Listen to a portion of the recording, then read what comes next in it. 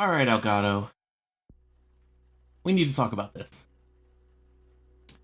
Hi everyone, my name is Logic Pro. I am a blind content creator and accessibility advocate, and I want to talk about the accessibility of Elgato products today. Today I'm going to be specifically covering the accessibility of the Stream Deck app as well as the accessibility of the Wavelink app. Stream Deck is a device that has buttons with LED screens behind them that can be configured to control various things on not only your streaming and recording software, but all over your computer, as well as interfacing with other Elgato products. Now, with the majority of Elgato's products, you have to have an accompanying app to configure everything. Today I'm going to be going through the configuration apps of not only the Stream Deck app, but the Wavelink app. Shout out to Techvania for sending out Wavelink for me to make this video and helping out with content creation, but I'm going to show you how my screen reader accesses all of these things, and then we're going to talk about why I have made this video, as well as why I've waited so long to make this video. Let's get started. I want to start by talking about how badly disabled players, and specifically blind players, since that is kind of my niche on the internet, we really want to use these products. I would like to say that I've developed kind of a respected opinion in the community the past couple of years. And when I reached out to Elgato to inquire about the accessibility of their products, not only were they extremely swift in getting back to me, but they were extremely generous in sending out this Stream Deck right here to help with the accessibility evaluation. Many months, over a year in fact, has passed, and I've reached out to them on Twitter, I've reached out to them via their Discord, via the email contacts I have. I've even sent detailed accessibility issues and reports and improvements and stuff to them. And today, we are going to talk about what has, or rather, what hasn't been done. Now, this is not me taking shots at Elgato, but I really do think that it would be extremely helpful to the overall gaming community if us disabled players could not only make the content that we want to make with these devices, but also have equal access to the high level of production value that these can bring to their setups and things. So here we are in the Stream Deck interface. And the first thing I want to explain is when you have vision problems, you cannot effectively use the mouse to navigate the screen. So one of the most important features that we as blind and visually impaired creators need is keyboard access. The majority of the time when we're navigating Windows, we are using Tab to go forward, Shift Tab to go back, the arrow keys, space, and Enter to activate and manipulate items. So I'm here in the Stream Deck interface, and I'm going to describe what we have. Desktop. Desk video. So you can probably hear as I move my mouse around to try and locate it, it's reading the things that it's going over. In the middle of the interface here, we've got a series of 15 blank spaces, and these represent the buttons on the actual Stream Deck, which are all blank. I've created a new profile for this. So like if I Stream Deck profile 2. If I hover over the profile list Profiles. Default. and go to my default profile, you see all of these buttons populate. So let's go Default Pro Win Tools. Pro Wavelink 1. Wavelink 2 profile 2. back to the empty profile here. Notice I'm having to use the mouse to do all of this. And the only reason I can is because I have a large display, I have residual vision, and my display is mounted on an arm that allows me to pull it closer to my face so I can do this. But if I start tabbing around the interface, you don't hear anything. Shift tabbing, nothing. Arrow keys, nothing. There's no keyboard access in this application whatsoever. In the middle, we have all 15 buttons. Pages.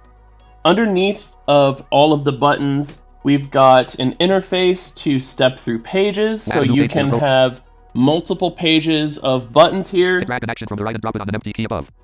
And as you can hear, when I move my mouse over things, my TTS will read what's underneath of them most of the time. That is the only way I've been able to configure Stream Deck. If we go even farther below, this is usually where you can do things like name buttons, set icons, and configure various things in these actions. Pages. Up above all of these buttons, Profile 2.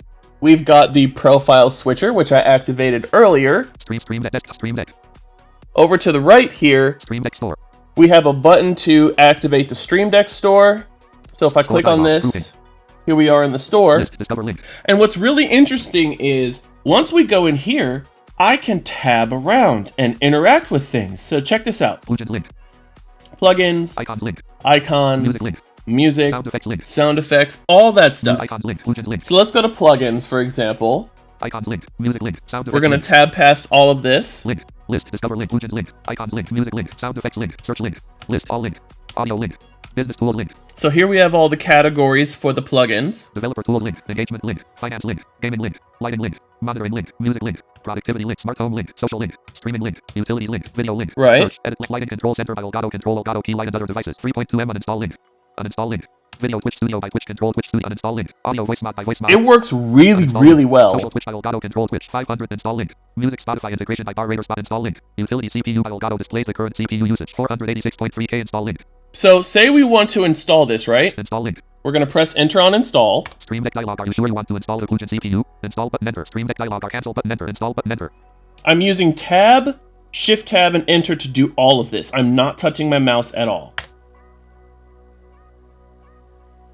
And because we don't get any more feedback after Install that, dialog. Plugins most popular alphabetically. Most popular recently added lighting control center by Elgato Control. I'm just going to assume it's installed because it started talking again. So I'm going to press Alt F4 to get out of the plugin store so we can continue. Stream Deck window. Grouping. Boom. So we're back in the regular Stream Deck interface. I am now unable to navigate again. So let me lean into my monitor again. Preferences.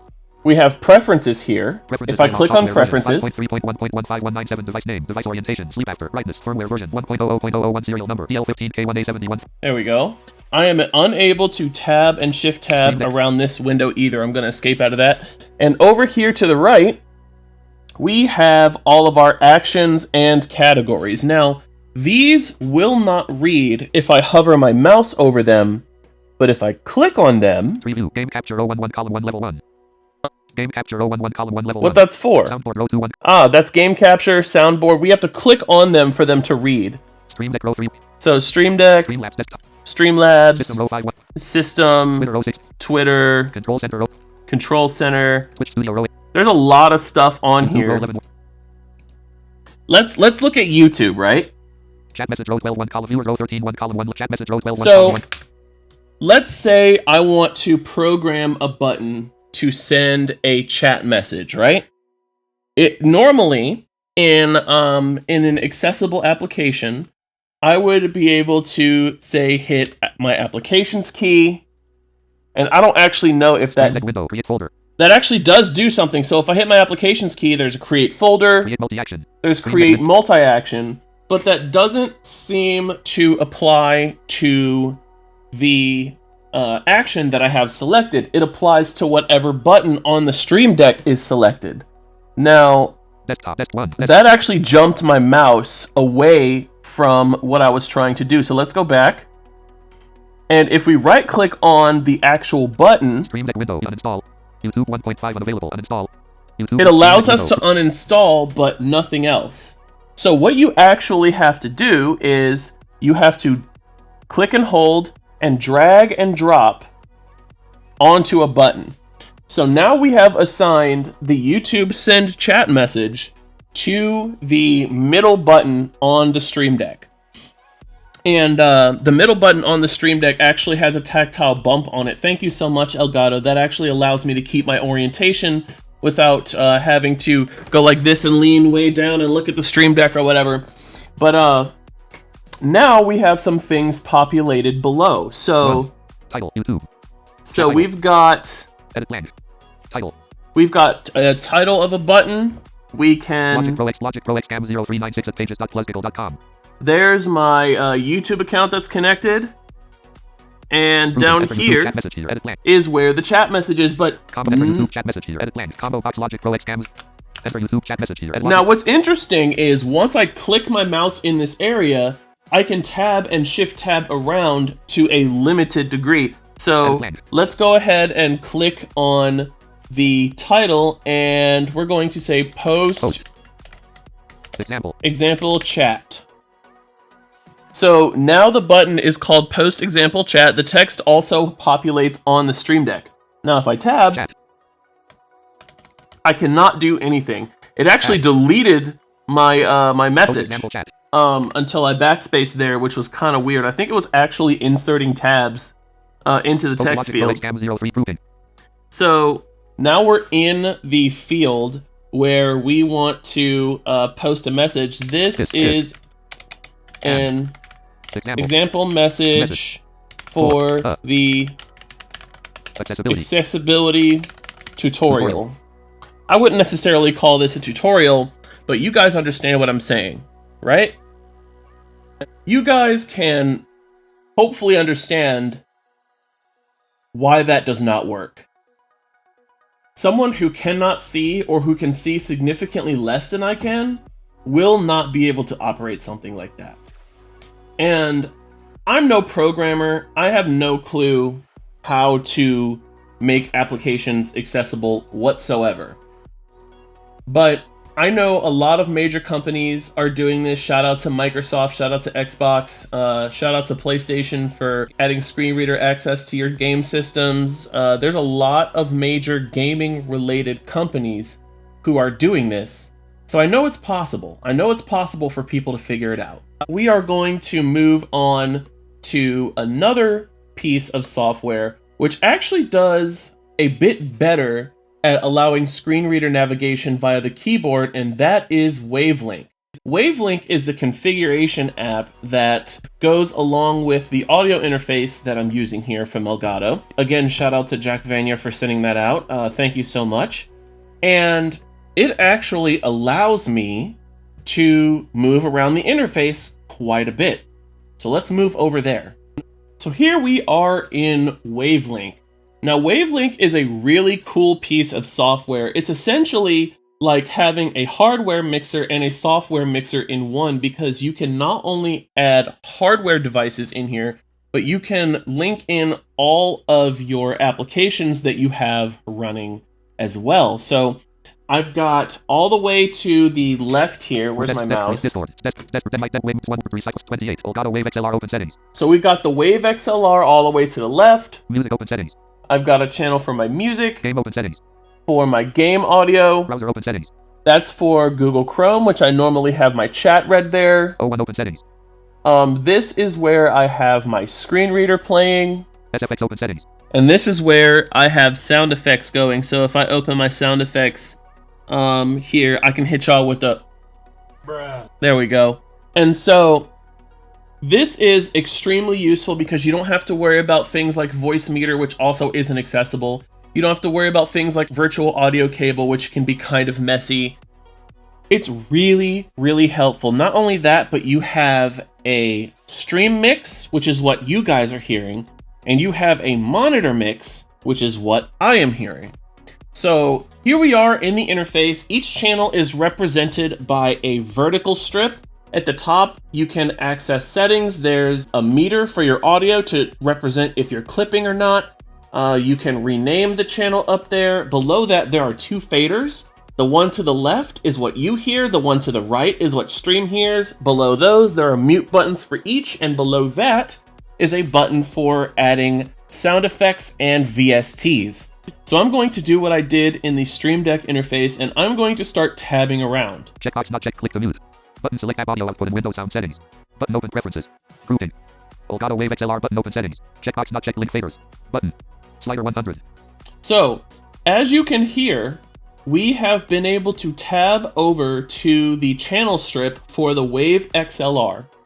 I am on one of the faders, but unfortunately, if I press my arrow keys, it does not manipulate the fader at all. There's no accessible way to do this with my screen reader, so I have to go over and pull the fader up and down with my mouse. When you guys watch my streams, you can probably see me switching to Wavelink and looking all over the screen like this and blah blah blah, and that's what I have to do. And as I continue to say in this video, I am fortunate enough to have the the perfect conditions in my room. It's a dark room. I've got a large, bright display with plenty of sharpness and contrast, and I've got enough vision to see this kind of stuff. Plus, I've watched a lot of tutorials that give physical descriptions of the interfaces that I'm going around, so I know where to find everything already. But for someone who has less vision, for someone who doesn't want to take the time to come up with hacks and all these things to do this, or for someone who's using a different screen reader that doesn't read everything that the mouse passes over, which is another one of the only reasons I can do this, or for someone who just can't see at all, this is not possible to use. Now, I don't know what differences are between the Elgato's Stream Deck interface and Elgato's Wavelink interface, but the Wavelink interface is a lot closer. I can still continue to tab through. Slider 67. Checkbox check, click to mute. Checkbox not check, click to mute. Button. And some of the buttons I can button, open settings. Actually access. So let's see. Check button, slider when checkbox not check, click to mute. Let's checked. Not checked. I can actually check and uncheck the mute buttons. I can activate the settings here. Checkbox slider 67 button. Checkbox not check link faders. Button. So that's how, that's not the faders. How do we get to the assign VST window? That's all the way at the bottom. That's weird. You see what I mean, guys? You see what I mean? It's almost there, but the screen reader just jumps around a little bit. It doesn't access all the buttons in order and stuff like that. But I can at least activate some things. I can press buttons on here. I can open certain windows. I can access preferences and move around the preferences windows properly.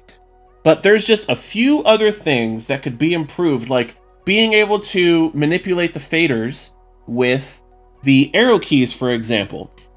Something tells me that sighted people would probably be able to enjoy doing that as well. So that's my demonstration of what's happening with the Wavelink software. So Elgato, first of all, I don't want you to think that I'm talking mess about your company. I think it's extremely generous of you to send out this gear for me to do an accessibility evaluation on it. I have reached out to you guys through several platforms, including my private contact at Elgato, and I think it's been over a year since the Stream Deck has been sent out. I've gotten some responses on the Discord as well as privately that accessibility improvements are in the works, but I haven't seen them yet. And like I said at the beginning of the video, I really do think that plenty of blind and visually impaired creators would enjoy using your products. They would buy your products. For example, you can probably tell that I'm using a lower budget webcam. The only reason I haven't bought the face cam yet is because I know that it comes with an application that you have to use to configure it, and I don't want to drop $200 on a webcam if I'm not sure I'm going to be able to use it yet. And I've talked with many people privately as well as publicly on Twitter who really want to use this stuff. So Elgato, I would love to work with you. Plenty of people would love to work with you on making these products better, making them accessible for everyone. And I hope you guys see this, because we really love your products. We love using your products. A whole bunch more people want to be able to use your products. Let's work together to make them better for everyone. Thanks for watching. Please consider subscribing if you guys like what I have to say. Leave any feedback you may have, resources you may have for programmers to learn how to make software accessible if they don't know how, and your thoughts down in the comments, and I'll see you guys in my live streams.